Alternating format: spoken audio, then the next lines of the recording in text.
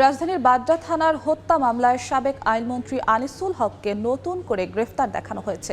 সকালে ঢাকার chief metropolitan magistrate আদালতে তোলা হয় সাবেক আইনমন্ত্রী আনিসুল হককে। এ সময় বাড্ডা থানায় আলামিন হোসেন হত্যা মামলায় আনিসুল হকের গ্রেফতার আবেদন করে পুলিশ। আবেদনের সময় আসামি পক্ষের কোনো আইনজীবী উপস্থিত ছিলেন না। পরে গ্রেফতার আবেদন মঞ্জুর করেন বিচারক। গেল ৫ আগস্ট হাসিনা সরকারের পদত্যাগে আনন্দ মিছিলে অংশ নিলে বাড্ডা এলাকায় পুলিশের গুলিতে নিহত হন আলামিন।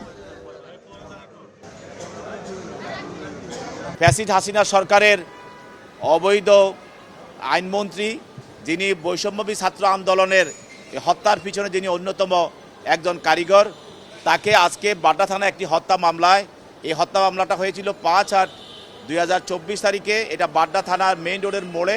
সেখানে আলামিন হোসেন নামে একজন আন্দোলনকারী পুলিশের গুলিতে নিহত হয়।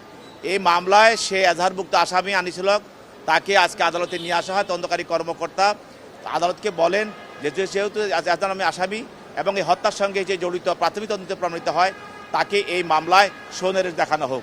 তাকে অন্য একটি মামলা থেকে রিমান্ডের পরে আজকে এই মামলা নিয়ে আসা হয় এবং এই মামলায় তাকে তদন্তকারী কর্মকর্তা সনির্দেশ প্রার্থনা করলে বিজ্ঞ আদালত মামলার গুণাগুণ উপরে ভিত্তি করে তাকে এই মামলায় গ্রেপ্তার দেখান এবং তার পক্ষে কোনো আইনজীবী আজকে কোনো জামিনে প্রার্থনা করে নাই।